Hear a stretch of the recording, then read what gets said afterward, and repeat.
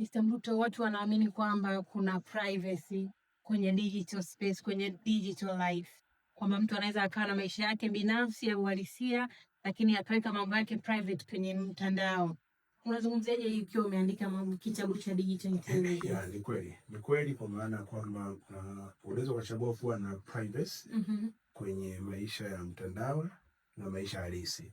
Lakini mimi nasema unaweza kaamua kuweka maisha wazi au ukaweka private. Lakini inachotakiwa kikubwa ni intention. Ni vizuri watu wajue kuhusu intention. Kwenye uongozi tunasema intentional leadership. Chochote unachokifanya lazima uwe na intention fulani. Unapoposti uposti na intention. Unapotaka kuongea, unataka kuonyesha. Kwa mfano, huwezi kusema unaweka privacy kwenye eneo la elimu na wakati wewe unatafuta kazi.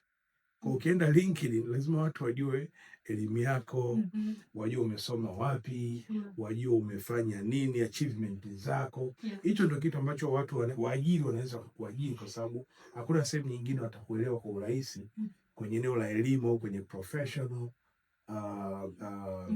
environment yako au kwenye career development kama haujaweka wazi.